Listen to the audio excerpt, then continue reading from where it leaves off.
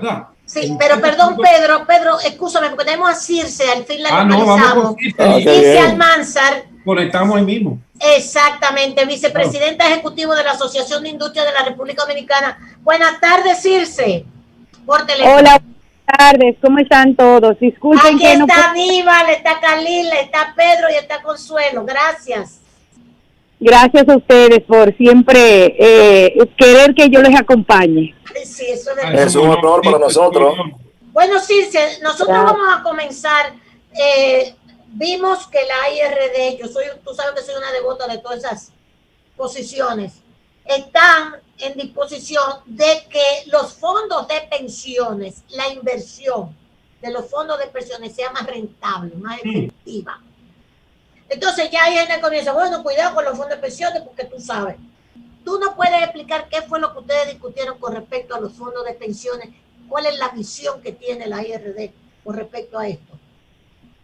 Sí, doña Milagro, usted sabe que nosotros... doña Milagro, Dios mío. Perdóneme, doña Consuelo. No, adelante. La ley establece desde el principio, desde que se aprobó la 8701, establece que los fondos de pensiones deben ser destinados los ahorros para viviendas y para vivienda de los trabajadores y para los sectores productivos. Así manda la ley. Bien, pero ¿qué pasa? Que la forma en que está establecido para, por ejemplo, acceder a los fondos de pensiones es una forma que, como se hace en participaciones en países donde las empresas en su mayoría son empresas públicas, o sea, empresas que están cotizando en bolsa, o empresas que son grandes, que tienen niveles de transparencia y que compiten en unos mercados mucho más grandes. Entonces hemos tenido un problema para acceder a esos fondos, para desarrollar y para que el ahorro se pueda utilizar más en sectores productivos y que al mismo tiempo se asegure de manera rigurosa que la rentabilidad sea beneficiosa para los propios fondos de pensiones de los trabajadores, pero que también haya niveles de riesgo bastante bajos. Entonces, ¿qué pasa? El mercado de valores en nuestro país ha estado evolucionando. Sí. Ha ido poco a poco desarrollándose y hemos visto que en los últimos años se han ido aprobando, bueno, de hecho tenemos ya la nueva ley de mercado de valores que permite un acceso más regular y un acceso con algunas normativas que ya hacen que el mercado sea más fuerte, pero también tenemos la ley de vivienda de bajo costo que se aprobó hace un tiempo, que ha ejemplarizado que se pueden utilizar instrumentos financieros para que, sin poner en riesgo los fondos, pues se puedan financiar obras de infraestructura, sobre todo para viviendas de bajo costo. Entonces, ¿qué hemos dicho nosotros?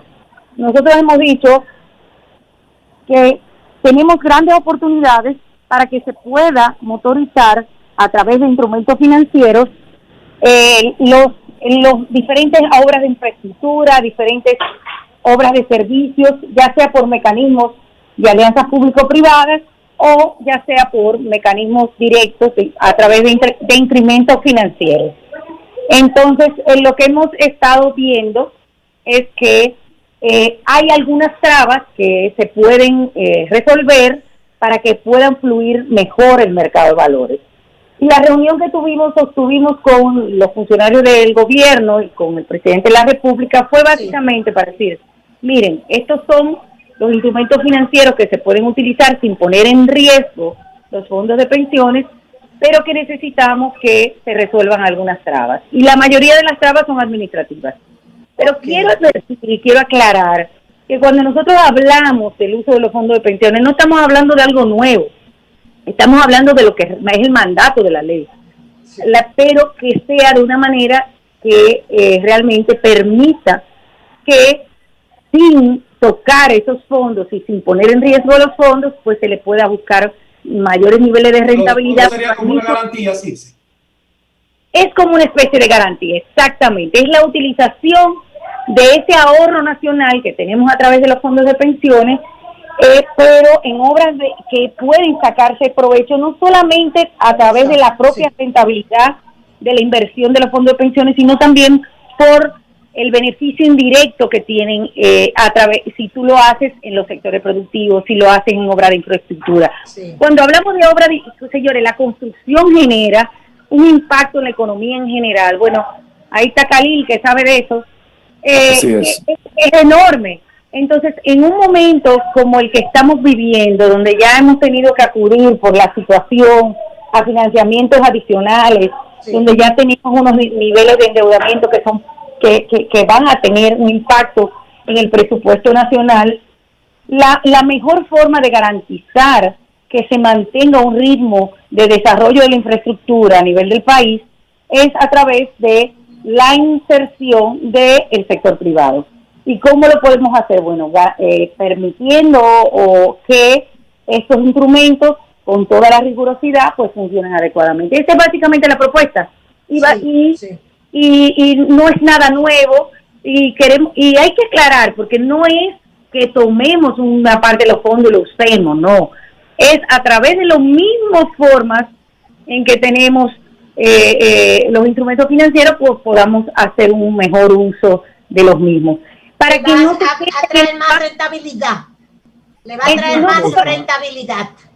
Pero no solo rentabilidad desde el punto de vista de que también debe asegurarse, claro, desde el punto de vista de los intereses que generaría tú introducirlo en un fondo de inversión o en un fondo de fideicomiso, por ejemplo, sino también ese beneficio indirecto que es el desarrollo de la economía o la activación de la economía. Okay. Y ojo con esto, que lo que nosotros planteamos no es ni siquiera de lo que está actualmente, por ejemplo, siendo utilizado, por ejemplo, en bonos de Hacienda o ya está siendo depositado en Banco Central, sino la oportunidad que tiene cada vez que se generan más ahorros, porque fíjense, es que estamos hablando de que todos los meses se generan mucho más ahorros, y esos nuevos ahorros es lo que nosotros proponemos, que se vayan introduciendo a través de mecanismos del mercado de valores. Perfecto.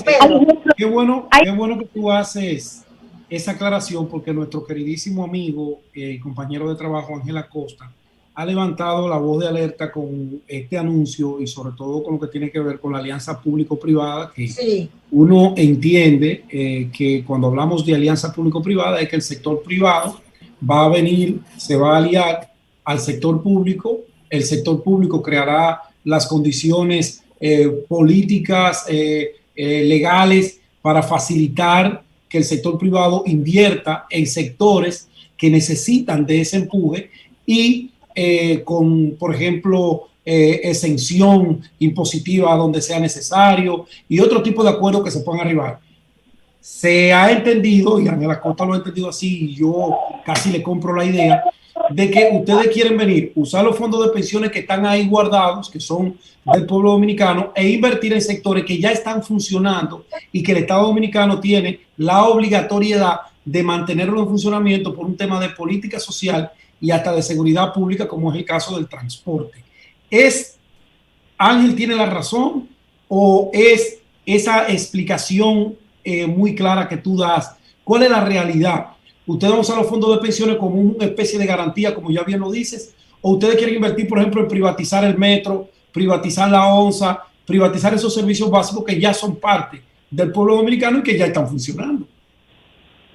Mira, primero aclarar que cuando hablamos de alianza público-privada, esto es un instrumento aparte. O sea, la forma de manejar la alianza pública-privada es, y lo dice la ley, es para nuevos proyectos. O sea, para proyectos de inversión, proyectos que tú puedas hacer, que son de iniciativa, pueden ser de iniciativa privada, carretera, pero no pensemos ni siquiera solo en carretera, pueden ser muchísimas tipos de servicios que tú puedas. Pero no tiene que ver con los fondos. La alianza público. No tiene. No la alianza que ver con los fondos. Es un mecanismo, es un instrumento que tú puedes establecer como un acuerdo de gobierno. Eso puede ser para diferentes iniciativas. Por ejemplo, tú quieres desarrollar un puerto, y tú, en vez de buscar el dinero el gobierno, lo que hace es que lo busca el dinero el sector privado a cambio de, por ejemplo, las tarifas que se cobran en el puerto por un cierto tiempo de... Pero, ¿qué pasa? Para tú obtener el financiamiento de ese puerto, para tú invertir, tú tienes que conseguir ese dinero, ese capital, ¿verdad? Entonces, ese capital, ya sea bajo alianza pública-privada o bajo concesión, o lo que sea, el instrumento que sea, o si es un puerto privado, puede tener un mecanismo donde tú, en vez de utilizar, puedas utilizar los fondos, pero a través de figuras o instrumentos financieros que son, por ejemplo, fideicomiso, fondos de inversión, las mismas emisiones de acciones que todavía nosotros no hemos podido tener, fideicomisos de oferta pública. Hay un sinnúmero de instrumentos que te permiten que el financiamiento sea mucho más bajo porque tus riesgos se reparten más fácil y porque tú tienes unos niveles de riesgo menores. Entonces el sector financiero puede financiarte a intereses mucho más bajos y te sale mucho menos costosa esa inversión. Entonces lo que estamos planteando son mecanismos donde tú puedas utilizar el ahorro nacional, pero no es que tú vas a tomar el dinero de los fondos de pensión y lo vas a depositar ahí en esa inversión. No, es que es a través del mismo sistema financiero, del mercado de valores, que tú puedes hacer uso del mismo, con toda la rigurosidad, con toda la reglamentación y supervisión que manda la ley. O sea, nadie está hablando de que esto es que tú le vas a entregar como el 30% de las pensiones, que eso sí es una entrega de los fondos y que se va a perder porque no lo vas a seguir teniendo como un ahorro.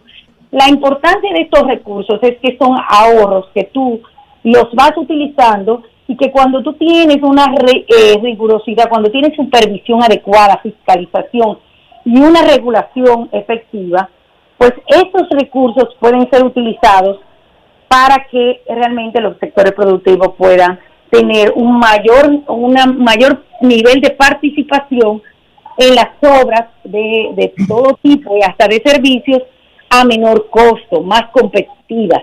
Entonces eso va en beneficio de la población, porque en la medida en que tú tienes más participación, tú estás supliendo una parte que quizá el Estado Dominicano no la puede suplir porque tiene muchas necesidades que cubrir con el presupuesto nacional. Entonces esa es la idea. ¿Y por qué la IRD está metida en eso? Ustedes me preguntarán. Sí. ¿Por qué la IRD está metida en esto? Bueno, porque en la medida en que aquí se hacen más obras de infraestructura, más industrias pueden suplir para que la construcción fluya, más empleos pueden generar, más impuestos pueden pagar, más ventas tienen, mejor les va, y ese es el objetivo. O sea, el objetivo es que la economía se dinamice y que como la economía, para poder dinamizarse, no va a poder depender tanto del presupuesto nacional porque no tiene esa holgura que podría tener hace 10 años por la situación del COVID y por todos los niveles de financiamiento que hemos tenido que tomar. Entonces esa sería una solución para dinamizar la economía. Pero ojo, no es que nosotros vayamos a coger un pedazo del pastel y que se lo coma otra. Es agrandar el pastel, es ponerle 3 capas al pastel. Eso es lo que queremos. Perfecto. Aníbal. Mira, por mi parte, Circe, evidentemente con tu discurso queda claramente establecido que no ves mal la idea de que el capital, el origen del capital, tanto de OMSA como de Teleférico, como de Metro, pueda pues mutar, migrar al tema público-privado. Ángel decía y te ha externado preocupación en este sentido. ¿Estás de acuerdo con que esto pueda tener participación privada entonces? Bueno, puede darse el caso de que, por ejemplo, una operación de mantenimiento para un metro ya existente puede hacerse bajo un mecanismo de alianza pública-privada. Existen muchos países. Eso no necesariamente es una privatización, sino una tercerización de la operación que se puede manejar a través de de alianzas público-privadas, hay muchos mecanismos, o sea, porque fíjense que también las operaciones cuestan dinero y eso puede darse en muchos casos. Por ejemplo, en países como, hay estados de Estados Unidos donde, por ejemplo, el transporte es público y hay otros estados donde el transporte está concesionado para empresas privadas. Pero en Londres es de capital mixto, por ejemplo, en Toronto es de capital mixto también, no solo para operación, sino también para la construcción de nuevas líneas.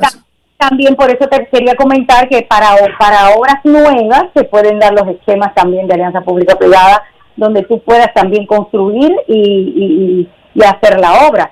Pero a veces pensamos también en que puede ser, no nos damos cuenta de que, por ejemplo, un hospital, por ejemplo, tú puedes tener un mecanismo de alianza público-privada donde tú pones el riesgo, asume básicamente una empresa privada y lo que se hace es que, por ejemplo, con la seguridad social se va cubriendo esa inversión a través de el pago de la cápita o de los usuarios que utilicen a través de la seguridad social este hospital, asegurándole, por ejemplo, esa entrada de dinero a través de la seguridad social. Hay muchísimos mecanismos que se pueden utilizar de alianza público-privada, porque a veces pensamos que es nada más una carretera con un peaje y el famoso peaje sombra.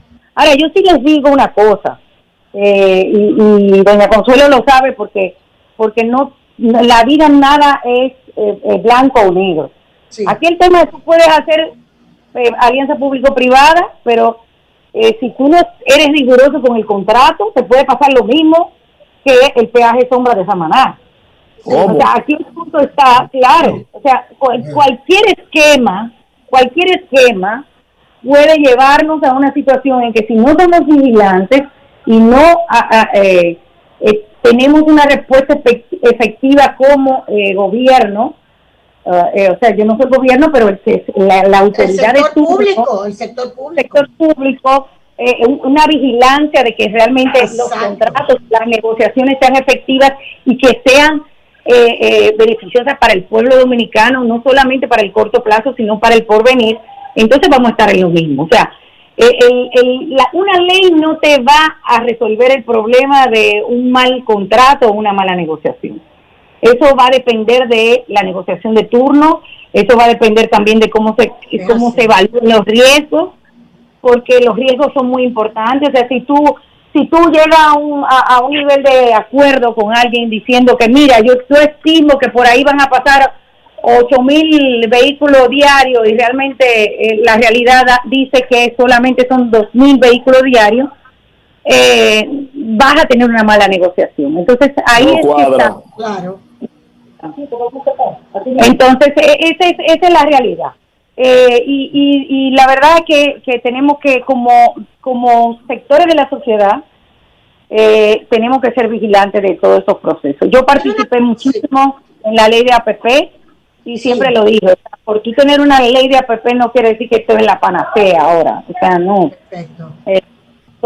Todo tiene que ser con una vigilancia permanente. Sí. Circe, y este tema que estaba leyendo, no recuerdo cuál economista, incluso Guillermo Moreno habló sobre eso hoy, la cuestión de los bonos para programas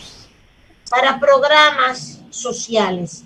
Hay gente que lo ha criticado y dice, esto se compromete el país. La misma cuestión de la deuda, agranda la deuda, no es rentable en el sentido de que lo estamos cogiendo estos préstamos para que sean productivos, sino simplemente para programas sociales, y que eso nos puede causar en el futuro pues más dificultades que las que tenemos ahora. ¿Cómo tú ves eso?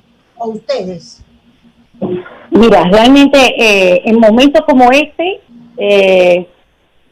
nosotros entendemos que era necesario salir del mercado para colocación de bonos. Es la forma más efectiva y no es algo que hemos hecho solo nosotros como país. De hecho, nosotros recomendamos desde el momento en que acudiéramos al mercado para emitir bonos, porque se iban a necesitar recursos, muchos recursos. De hecho, así es.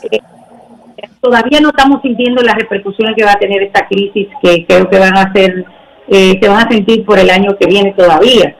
Y ahora bien, el tema es que la colocación nosotros tenemos una estabilidad macroeconómica envidiable y nosotros hemos tenido uno de las colocaciones más beneficiosas o con menores niveles de tasas de interés, de colocaciones en el mercado internacional de Latinoamérica en los últimos años.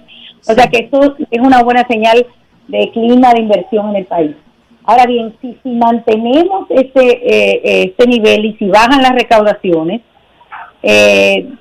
doña Consuelo, esto podría provocar que los bonos puedan subir en un momento determinado. Recuerden que ese es el problema de los bonos, que pueden en un momento determinado la calificación de riesgo y afectarnos. O sea, muy vigilantes y estar siempre atentos.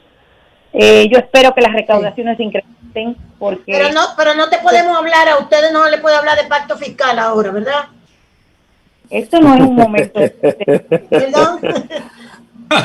Esto no es momento de eso.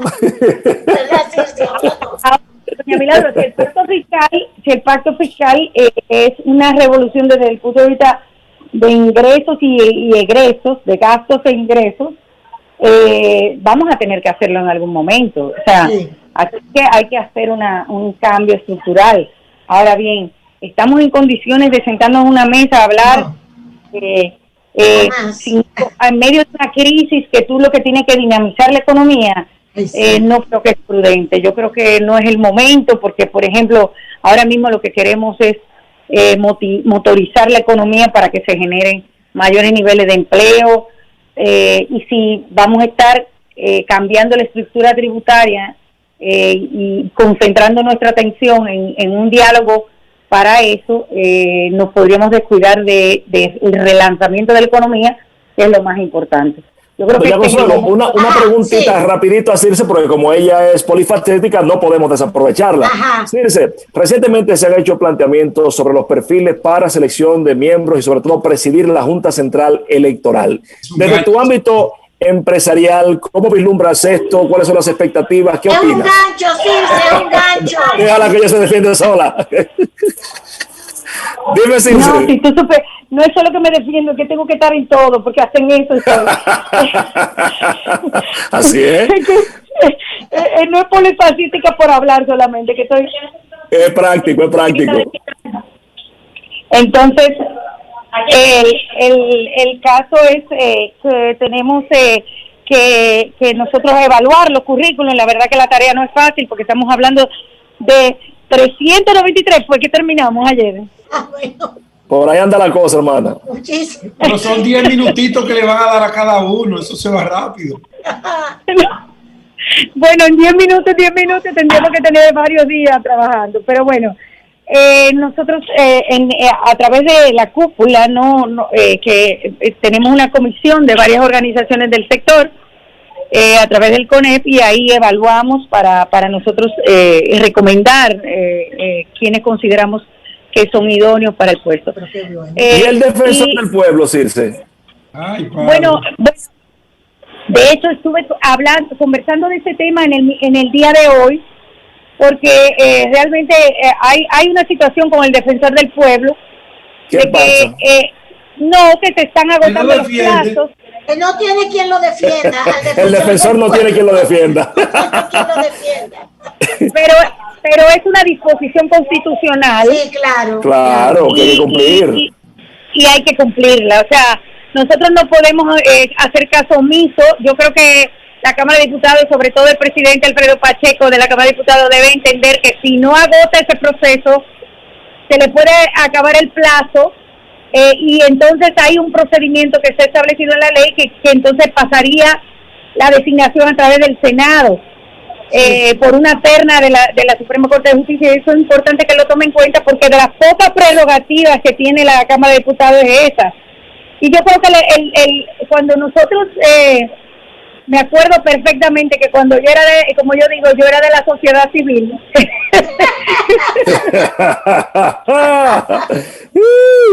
Qué bueno está eso.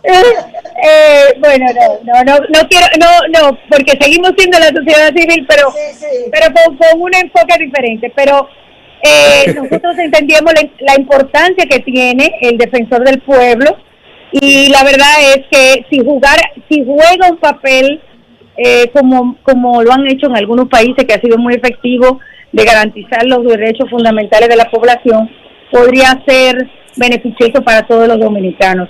Ahora bien, tiene que funcionar adecuadamente con una persona que ocupe ese puesto, que reúne el perfil. No estoy diciendo que doña Zoila haya sido una persona que haya hecho lo malo, todo lo contrario, pero sí creo que debe tener un perfil un poquito más ajustado a los nuevos tiempos y de lo que es lo que significa la buena administración pública, y creo que ese es el rol que puede jugar un defensor del pueblo idóneo. Totalmente de acuerdo contigo, hermano.